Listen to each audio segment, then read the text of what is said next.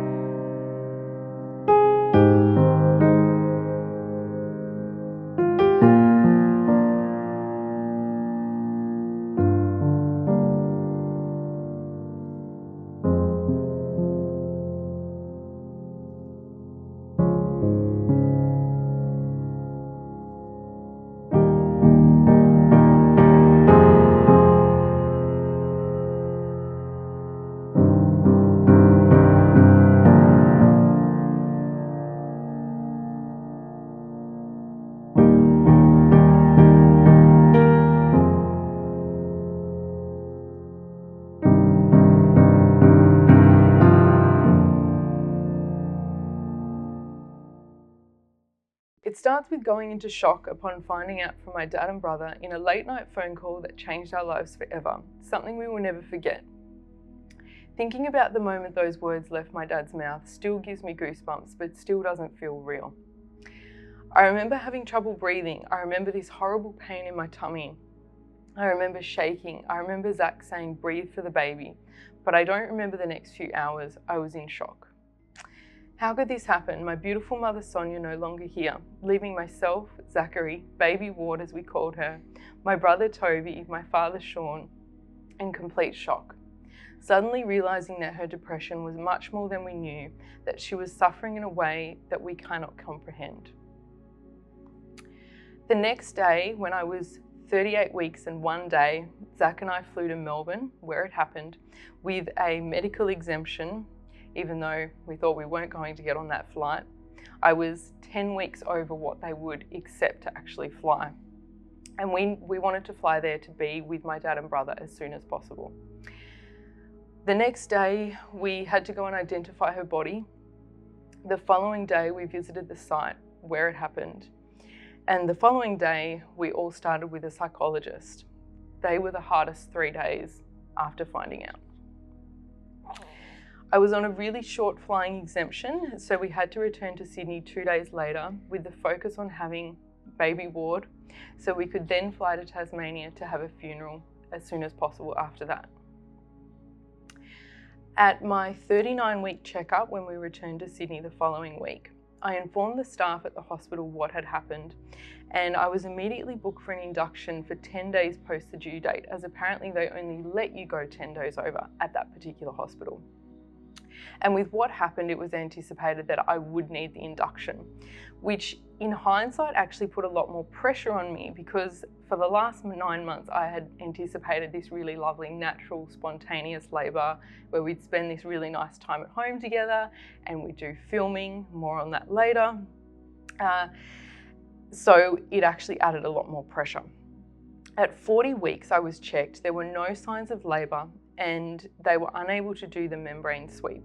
I returned 3 days later and they were able to do that successfully, and then another 3 days later we did the same thing, but there were still no signs of labour. I was doing all the things, the walking, the stairs, the spicy foods, the dates, the raspberry leaf tea, the bouncy balls, still no signs of labour. I then started doing acupuncture with an amazing practitioner who actually also happened to be a doula. I told her what happened and she was so calming and understanding and helped me to relax and focus on giving birth. I was in fight or flight mode. A few hours after my 3rd session with her, I started having natural contractions, as she predicted. This was the Wednesday before Parker was born. She was born on the Saturday. The next day, the Thursday, contractions continued, but they were manageable.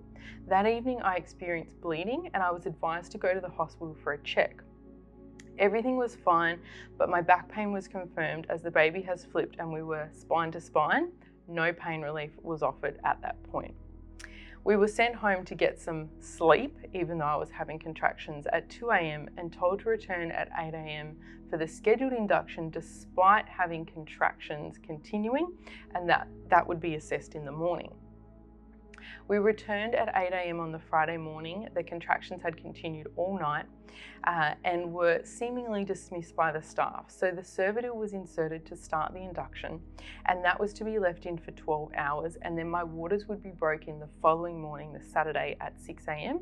Then we'd be taken to delivery suite. Over the course of the day, my contractions continued and I got really tired and restless as the day went on. At 9 p.m. they removed the Cervidil for the induction, and they did a really vigorous membrane sweep. Basically, straight away, my contractions just went to a whole new level. They became so intense and so close together. I questioned the time frame of the next morning being when they'd break my waters and I'd go into labour. And I was told to get some sleep. I stated that I was exhausted and I was unable to sleep, and I asked for some pain relief at that point. And it was suggested that I use a heat pack, and I did actually have to ask multiple times before Panadol was given. Now, during my pregnancy, I did want to try and have a natural birth, but my plan was always that if it was extended and I was getting really tired, that I would want some pain relief. But it seemed to be that it wasn't. Best words to say is I kept getting dismissed about pain relief. So at this point, Zach was told to go home, and this was around 10 o'clock in the evening. As we were in a double room, so partners weren't able to stay. And he was told to return at 6 a.m. the next morning for the birth, and if anything changed, that the staff would contact him immediately to return to the hospital. Now, the next few hours, I've never felt so alone, sad, and vulnerable. It was absolutely not the time for me to be left alone. Around midnight, I went to the bathroom and noticed meconium. I informed the staff, who dismissed that as bleeding, but would get a second opinion. I waited over an hour for a second opinion. During that time, I could hear some of the staff members outside the room discussing me in a negative manner. Things like, she keeps asking to have her pad checked, she's fine. She's asking for pain relief, she's fine. And then they both walked away. Around 2 a.m, another staff member doing meal relief came in and said, "You don't look great," which I responded with, "I don't feel great and I'm actually concerned for the baby." She checked me, and as soon as I took my pants down, there was a huge gush of my waters breaking even further that was full of the meconium, and she stated, "We need to get you to delivery suite right now." Now, this is a couple of hours after I first flagged this with the staff. I was then asked to walk to the delivery suite and try and call my husband myself at the same time I was having extremely intense contractions. Now, he didn't answer, and we're going to get into that soon. My heart started racing. So I'm really exhausted at this point. My entire body was shaking and I was unable to relax between the contractions, and I was really struggling to breathe through each. I asked for pain relief down in the delivery suite to help me relax, and I was met with more hesitation. I felt like I was being encouraged not to have anything, and I felt like I was a failure for wanting something. After multiple discussions, we decided on some morphine. By the time they actually went to get it, and then they checked me again, I was already 10 centimeters and I was told it was time to push. So I went from 7 to 10 in about half an hour. So I was told it was too late to have the morphine because it would be unsafe for Piper. And it was time to push. Husband still isn't there. Now at this point, I was having extremely overwhelming feelings that I'm about to become a mum without my husband there and without my own mum to help guide me on this journey.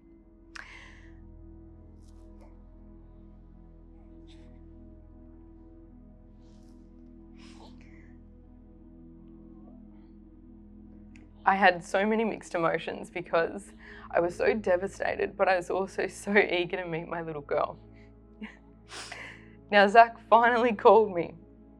He was so exhausted, he'd fallen into such a deep sleep, but no one from the hospital actually ever called him.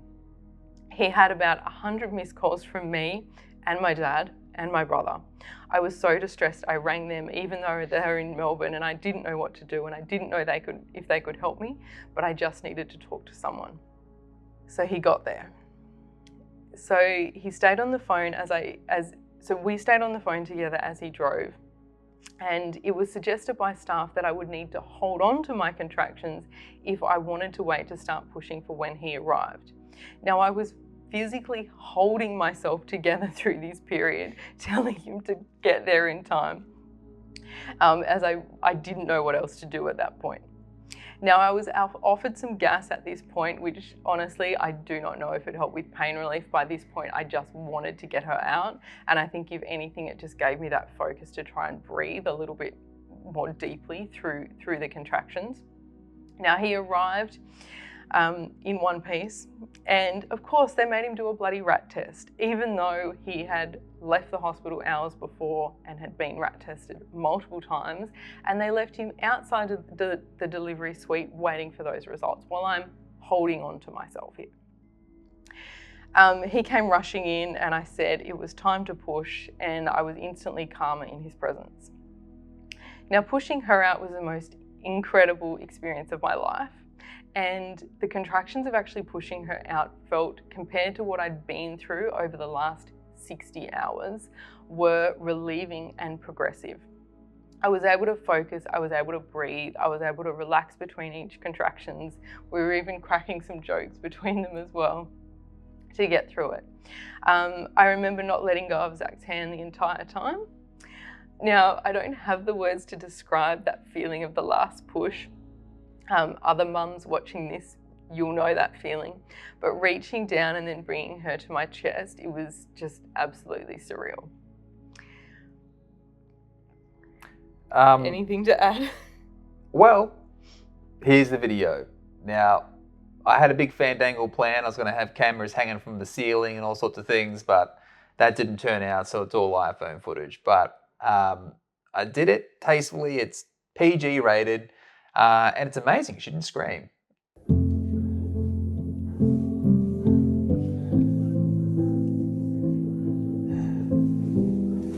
looking forward to that cheese sandwich afterwards? Everyone talks about it? Yeah. Trying to hold the breath in when you're pushing the out, buddy.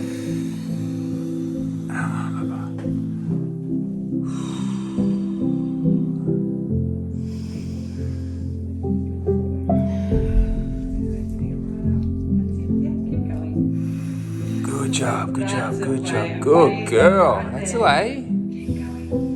Let's go. Make it the biggest ones you've got yet, okay? Ooh. Breath in, chin down to your chest. Using that whole contraction. That's the way. Keep going.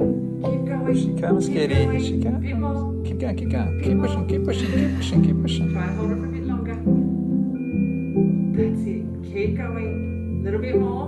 Can you give me a little bit more? That's it. Keep going. Alright, take another deep breath. Let's go on. Really good. That's it. Keep going. The more that you can sort of keep her in that position, with that quick breath and going again, the better, okay? Okay. You're doing amazing. So are you. Mom and Dad, okay? It's coming. Good job, Skitty.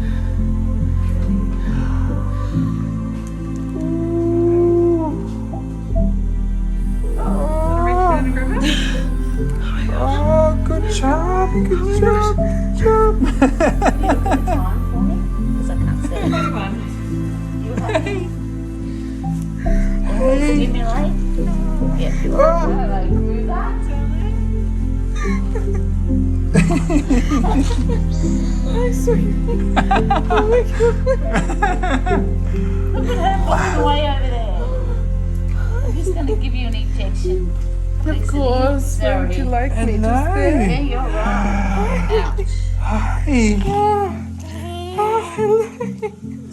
give the oxytocin when the baby's born for the placenta. Of course.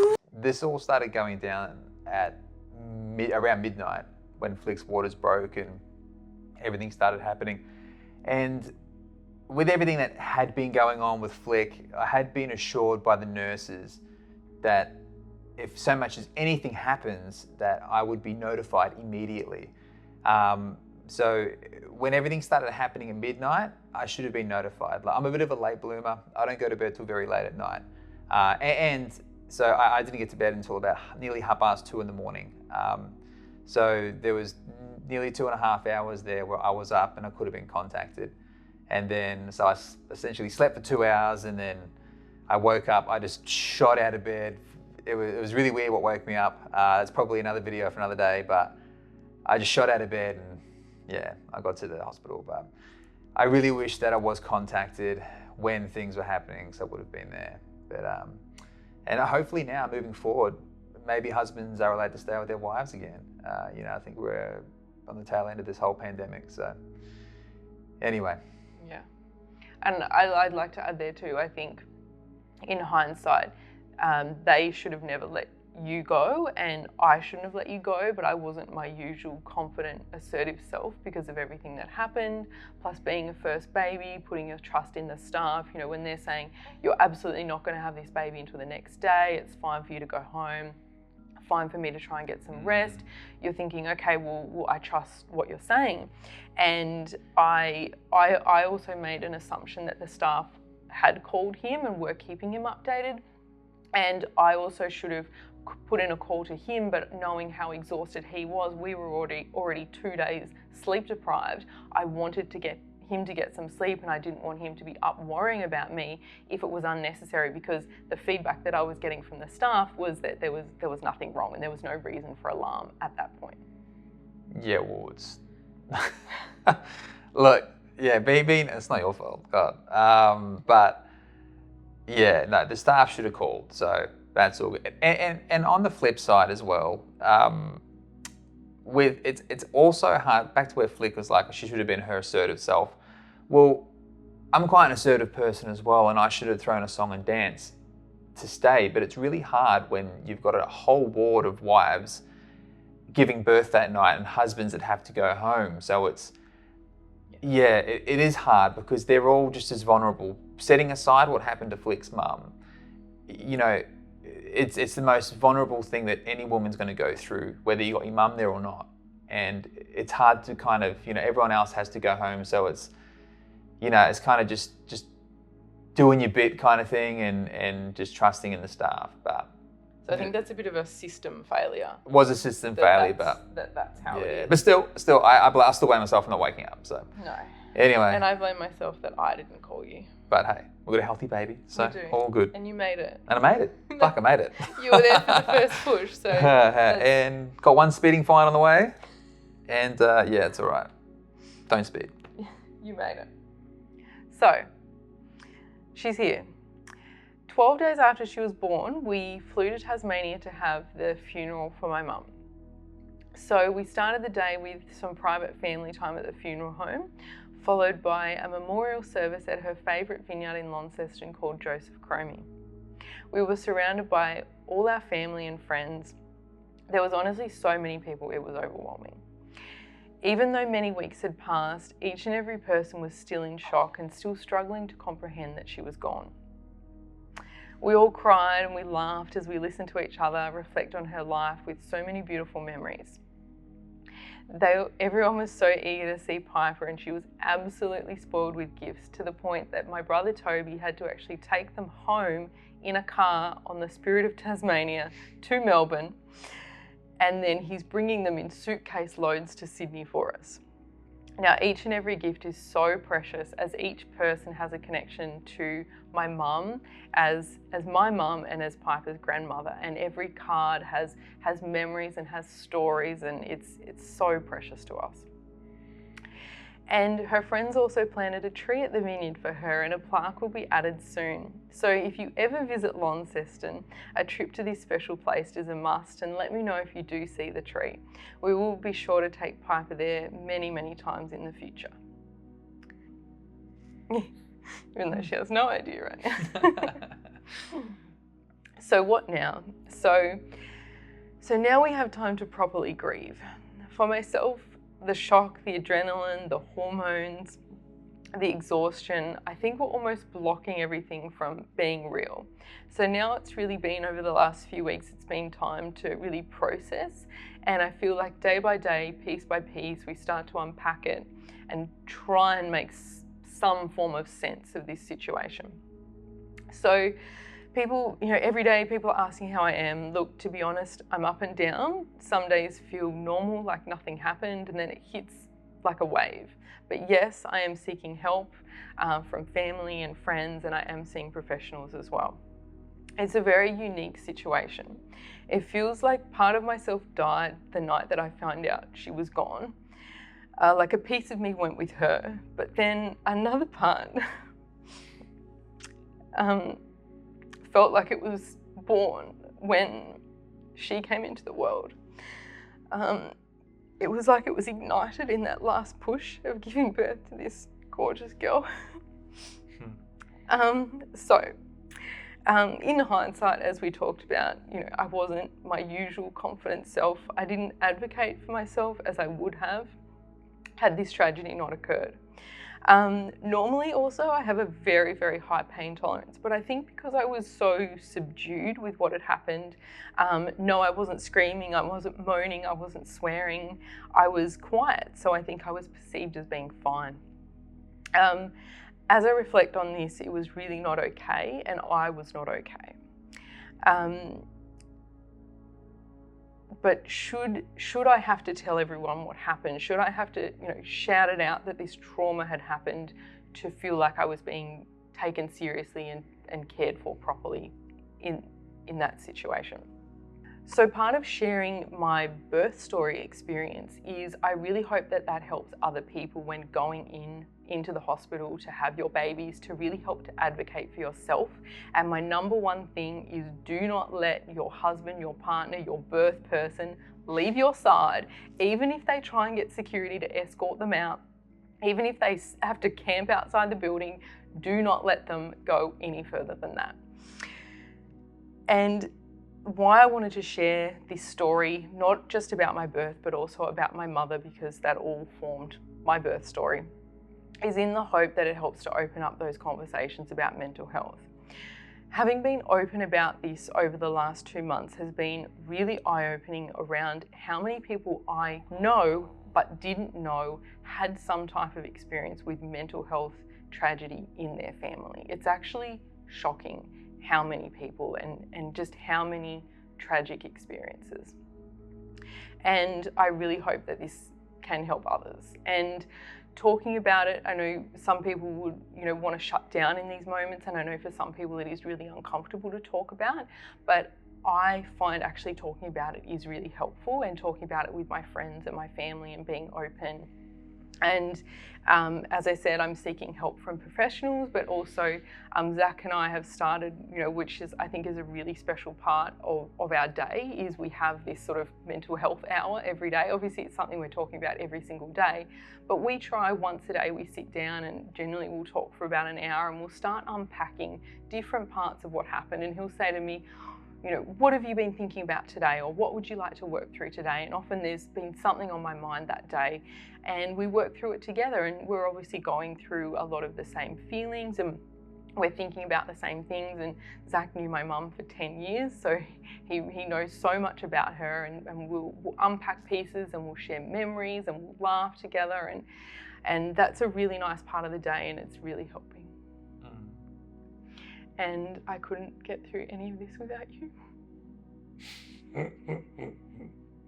Yeah, you could. Yeah, you could. Yeah. But it's such a bittersweet time for us, because at a time that's so tragic, it's also brought so much joy by having her, not just for us, but also that joy has been so important for my dad and my brother, our extended family, and also all of my mum's friends. They're just wanting to know everything about Piper, and it's really beautiful. Yeah. So everyone, Meet Piper. So here's Piper. Piper Ivy Sonya Ward. And she is now 6 weeks old. I'm gonna be vocal. To be fair, I was expecting her to fart through this. I never knew babies could fart so loud. It's ridiculous. Hi. Do you want to come and say hello to the camera? Good morning. Hello, my little lady. Hello. Oh, and there's our dog, Lucy. She's one of the unsung heroes, isn't she?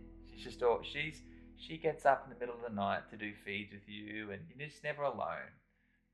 Sometimes I'm literally passed out, I can't move, and Flick's let me sleep. And then just knowing that our loyal German Shepherd gets up with Mum, make sure that Mum's not alone doing those nighttime feeds. You're a good doggo. But anyway, here's Piper. Hi. Hi, beautiful. Hi.